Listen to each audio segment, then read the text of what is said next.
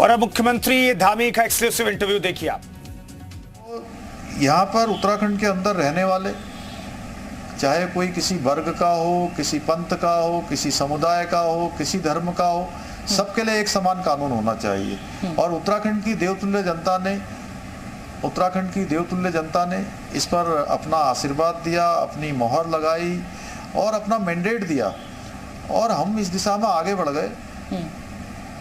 ठीक है, लेकिन धामी जी, उद्धव ठाकरे तो ये कह रहे हैं ना कि यूसीसी लाने से सिर्फ दिक्कत मुसलमानों को नहीं होगी, दिक्कत हिंदुओं को भी होगी। और खास तौर पर जो चर्चा बहुत चल रही है, जो चर्चा इस समय उत्तराखंड को लेकर गर्म है कि जनसंख्या को लेकर कुछ कड़े कदम उत्तराखंड सरकार के द्वारा इस यूसीसी के तहत लाए जा सकते हैं, कुछ कानून बनाया जा सकता है। इस पर आपकी क्या प्रतिक्रिया है जो उद्धव ठाकरे कह रहे हैं कि सिर्फ मुसलमानों को दिक्कत नहीं होगी, हिंदुओं को भी दिक्कत होगी?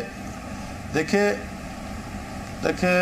हम किसी भी पंथ के लिए, किसी भी धर्म के लिए, किसी के खिलाफ में यूसीसी नहीं ला रहे हैं। हम तो यूसीसी भारत का जो संविधान कहता है, भारत के संविधान की धारा 44 जो कहती है, उसके अंतर्गत ही यूसीसी को लागू करने और उसकी कमेटी का गठन करके उस दिशा में हम आगे बढ़े हैं। और भारत का संविधान तो आपको पता है बाबा साहब अम्बेडकर ने बनाया था, उस समय पंडित जवाहरलाल नेहरू जी थे, वो सब लोग थे। उन्होंने जो भारत का संविधान बनाया है, उस संविधान के अनुरूप हम काम कर रहे हैं। जो भारत के संविधान पर आस्था रखता है, भारत के संविधान पर विश्वास रखता है, उसको इस पर ऐतराज नहीं होना चाहिए। जो भारत के संविधान से इतर अगर जाकर कोई बात कर रहा है तो आप स्वयं से अंदाजा लगा सकते हैं कि उनकी मंशा क्या होगी। अलबत्ता हमारी कोई ऐसी मंशा नहीं है कि हम किसी के खिलाफ के लिए या किसी के पक्ष या विपक्ष में हम यूसीसी लेकर आए हैं या किसी मत या समर्थन के लिए हम यूसीसी लाए हैं। धामी जी, मैं क्योंकि अभी आपका दूसरा टर्म है इसलिए सवाल मेरा बनता है आपसे, क्या जनसंख्या जो है या उत्तराखंड की जो डेमोग्राफी बदल रही है, क्या वो मुख्यमंत्री पुष्कर धामी के लिए एक चिंता का विषय है? क्या इस समस्या को, अगर वो समस्या मानते हैं तो क्या वो इसको एड्रेस करने की कोई कोशिश कर रहे हैं? देखिए, उत्तराखंड देवभूमि है, उत्तराखंड का एक मूल स्वरूप है। ये पूरे भारत की नहीं, दुनिया की आध्यात्मिक और सांस्कृतिक एक केंद्र है, एक राजधानी है और इसका मूल स्वरूप बना रहना चाहिए। ये पुष्कर धामी के साथ साथ संपूर्ण जो देवभूमि पर आस्था रखने वाले लोग हैं, देश की धर्म और संस्कृति पर आस्था रखने वाले लोग हैं, उन सभी के लिए एक चुनौती है कि इसका मूल स्वरूप बना रहना चाहिए। और वैसे हम लोग पूरे उत्तराखंड के अंदर शांति से रहने वाले लोग हैं, आपस में भाईचारे के साथ रहने वाले लोग हैं और भारत के संविधान के अनुसार चलने वाले लोग हैं। जो भी भारत का संविधान को मानता है तो निश्चित रूप से वो इन सब बातों से सहमत होगा। लेकिन विपक्ष तो कुछ और ही कह रहा है। विपक्ष कह रहा है कि साथ 2024 के लिए ये बीजेपी की एक साजिश है, ध्रुवीकरण करने की एक कोशिश है। यूसीसी का जिक्र कर बीजेपी जो है वो एक समुदाय के वोटों को समेटना चाहती है। इस पर क्या जवाब है पुष्कर धामी का? देखिए, ये वो लोग कह रहे हैं जिन्होंने देश की आज़ादी के बाद देश के अंदर 60 वर्षों तक लगातार शासन किया है, लगातार देश की हुकूमत को चलाया है और देश के अंदर उन्होंने समझौतों पर समझौते किए हैं। परिवारवाद, वंशवाद और इन सब को बढ़ावा देने का काम, तुष्टीकरण को बढ़ावा देने का काम जिन्होंने किया है, उनको जो हम सबकी समानता के लिए जो यूसीसी लेकर आ रहे हैं उस पर भी अनावश्यक रूप से जो है वो मीन मेक निकालने की कोशिश कर रहे हैं, जबकि इसमें मीन मेक जैसी कोई चीज़ नहीं है।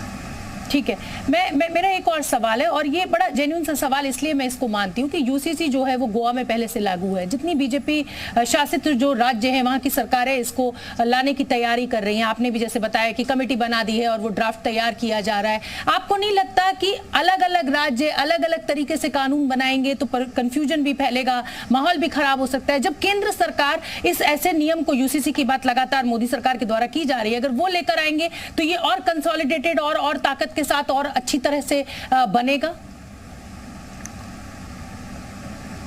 देखिए, हमने उत्तराखंड की देवतुल्य जनता के सामने, उत्तराखंड के परिप्रेक्ष्य में इस विधानसभा का जो आम चुनाव 2022 का हुआ था, उससे पहले ये बात हमने उत्तराखंड की देवतुल्य जनता के सामने रखी थी। उत्तराखंड की देवतुल्य जनता ने ही हमको जो है अपना मैंडेट दिया है कि आप यूसीसी लागू करिए, इसलिए हम लागू कर रहे हैं और भारत के संविधान में प्रदत्त जो अधिकार दिए हैं उसके अनुसार ही काम कर रहे हैं। और भारत और उच्चतम न्यायालय ने भी समय समय पर राज्यों को निर्देश दिए हैं कि वो अपने यहाँ यूसीसी लागू करें, इसलिए हम भी उस दिशा में आगे बढ़े हैं। लेकिन अब तो जो लॉ कमीशन है उसने 30 दिन में यूसीसी को लेकर सुझाव मांगे हैं, तो क्या ये माना जाए कि जब वो सुझाव पहुंच जाएंगे लॉ कमीशन के पास, इधर उत्तराखंड सरकार की जो कमेटी है वो भी इस यूसीसी पर काम कर रही है, तो आपस में कुछ सिंक्रोनाइज कर कुछ सहमति के साथ कुछ इस तरीके का जो यूसीसी का जो ड्राफ्ट है वो तैयार किया जाएगा जिससे किसी को भी दिक्कत ना हो और अच्छी तरीके से वो आगे बढ़े?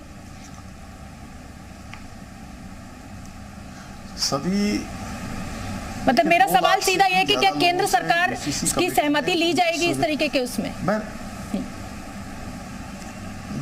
देखिए, मैं बता रहा हूँ कि यूसीसी कमेटी ने 2 लाख से अधिक लोगों से अपने उनके सुझाव मांगे हैं। लॉ कमीशन भी उस पर अपने लोगों से मत कर रहा है, समर्थन या जो भी चीज़ें हैं जो लोगों के विचार हैं वो उन्होंने मांगे हैं और उनके सबके विचार आ जाएंगे। और हमने भी यूसीसी कमेटी ने अनेक अलग अलग संगठनों से भी बात की है, स्टेक होल्डर जो भी इसमें हैं उन स्टेक होल्डरों से भी बात की है, अलग अलग समुदाय के बीच में जाकर भी उन्होंने लोगों से इसके बारे में चर्चा की है और सबके मत आ रहे हैं। सबके मत के बाद जो सबके लिए अच्छा होगा, मैं समझता हूँ यूसीसी कमेटी उसमें काम कर रही होगी और उनका ड्राफ्ट आने के बाद ही हम कह सकते हैं कि आखिर उन्होंने किस दिशा में काम किया है। दो बच्चों के नियम को लेकर बड़ी अफरा तफरी और माहौल जो है वो चर्चा का जो बाजार है वो बड़ा गर्म है। और ये मैं इसलिए कह रही हूँ क्योंकि ये कहा जा रहा है कि भाई जिनके 2 से ज्यादा बच्चे होंगे वो नौकरी या कारोबार के लिए, अगर बच्चे होने के बाद शिफ्ट होते हैं तो फिर क्या उन पर भी एप्लीकेबल होगा?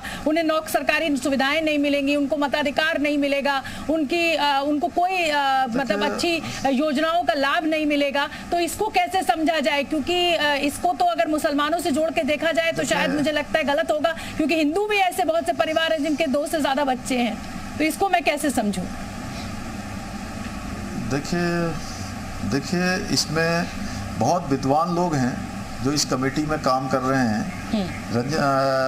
जस्टिस रंजना प्रकाश देसाई उनकी अध्यक्षता में एक कमेटी काम कर रही है और इसमें जहां विद्वान लोग इस कमेटी के मेंबर हैं वहीं अनेक अलग अलग विधि विशेषज्ञों से भी, विद्वानों से भी, सभी प्रकार के लोगों से बात हो रही है। इसलिए जो भी ड्राफ्ट आएगा सबके सुझाव के आधार पर और सबके लिए जो अच्छा होगा वो ड्राफ्ट आएगा, मैं ऐसा मानता हूँ। ठीक है, तो मतलब कुल मिलाकर आप ये आश्वस्त कर रहे हैं दोनों ही समुदायों को कि जो भी होगा वो दोनों समुदायों के हितों को ध्यान में रखकर किया जाएगा। उत्तराखंड सरकार जो है वो बिल्कुल भी मुसलमानों के लिए खासतौर पर बात हो रही है, उनको टारगेट नहीं कर रही है। लिव इन रिलेशनशिप को लेकर क्या इस यूसीसी में कोई प्रावधान होगा? बस छोटा सा सवाल एक और मैं आपसे लेना चाहूंगी धामी जी।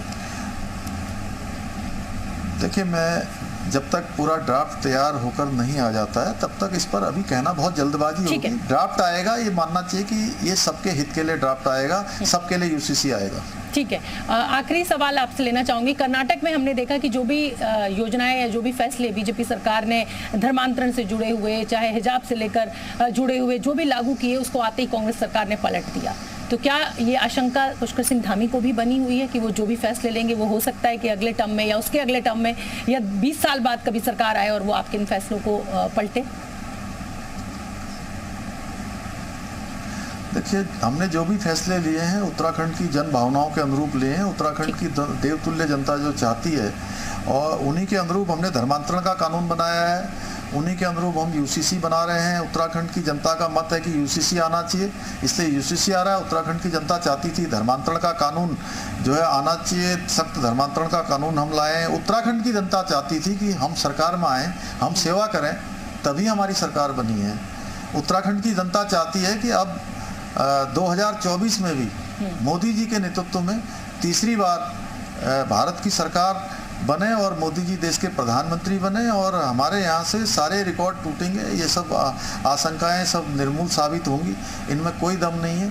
यहाँ देवतुल्य जनता ने एक तरफा समर्थन दिया है, उनका समर्थन, उनका आशीर्वाद। तो मतलब मैं ये समझूं कि पुष्कर सिंह धामी भी ये मानते हैं कि जो यूनिफॉर्म सिविल कोड है, जो ये यूसीसी है, ये बीजेपी के लिए 2024 का मास्टर स्ट्रोक साबित होगी, क्योंकि कश्मीर में 370 हटाने का वादा किया, वो भी पूरा हो गया, राम मंदिर भी पूरा हो गया, अब ये आखिरी एजेंडा है। उसके बाद सर मैं कंक्लूड करूंगी। मुस्कुराहट आपके चेहरे पर आ गई है 24 के नाम पर? नहीं, देखिए 24 में किसी प्रकार की कोई शंका आशंका नहीं है, क्योंकि पूरे देश की जनता मोदी जी ने जितने काम किए हैं उन्होंने जो अभूतपूर्व रूप से सरकार चली है 2014 के बाद, जब से वो देश के प्रधानमंत्री बने हैं, जिस प्रकार से भारत का मान सम्मान और स्वाभिमान पूरी दुनिया के अंदर बढ़ा है, भारत का प्रत्येक भारतवासी अपने को गौरवान्वित महसूस करता है। इसलिए कोई शंका जैसी बात नहीं है। प्रधानमंत्री मोदी जी के नेतृत्व में तीसरी बार सरकार बनेगी और 2/3 बहुमत से सरकार बनेगी। बहुत बहुत धन्यवाद धामी जी, आपने जी न्यूज के लिए वक्त निकाला। बहुत शुभकामनाएं आपके साथ हैं हमारी, जिस तेजी के साथ आप विकास की बयार को उत्तराखंड में बढ़ा रहे हैं, ऐसे ही बढ़ाते रहिए। नमस्कार सर।